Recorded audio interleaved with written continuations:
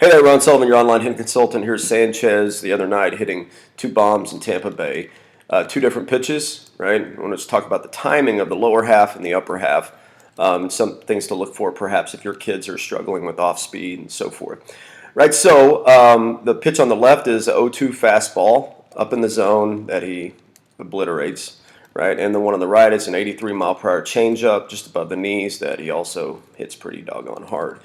Okay, and so some of you might be familiar with my intentional grounding video, right? And look, sometimes we have to exaggerate certain ideas for players that have an automatic move on their lower half. So in a perfect world, I hope all of your players have a release like you see on the left, Sanchez. I think his lower half is fantastic, right? And so we don't always get a perfect world, right? We're not always offered the luxury of being able to look like Sanchez is on the left.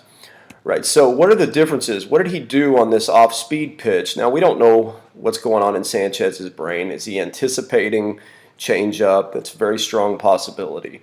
Okay, but I want you to see the mechanisms that are happening on the left and what's happening on the right. All right, and something maybe you can look at with your players if they're struggling with off-speed or slow pitchers or what have you. Right, it's possible that they're just not hanging out on the backside long enough at times when they need to. And so I want you to see, again, I've tried to time these where you see that move right there. It's the same timing, same sequence, but I want you to look at his back foot, right? How far his heel has come off the ground on the left, right? Particularly at this point, right? And what's happening on the right. Again, I don't think that Sanchez is intentionally saying, just like that intentional grounding video, I'm going to try to keep my heel on the ground. No, these are just things that we can find that can go, okay, maybe this is something you can work on with your player.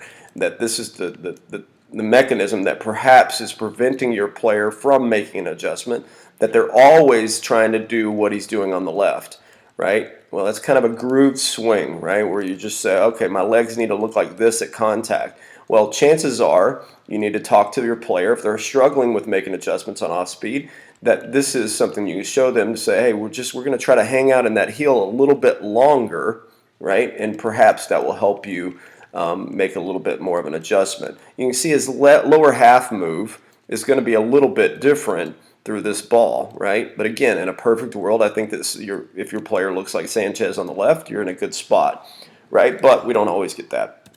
One other area to look for, right, is probably just as important, right, and maybe even more important, is this front side, right?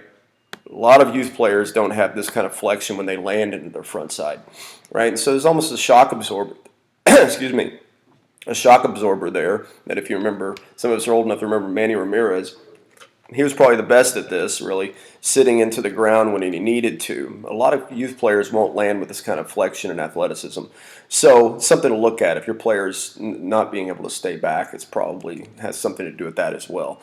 The timing of the upper half, right? If in a perfect world, again, I think that Sanchez on a tee is going to look, his timing of his upper half is going to look like that on the right. He's trying to make sure that at least into toe touch, but perhaps even heel plant, that he's got his hands back, front shoulder still on the pitch, and the elbow is behind the hands.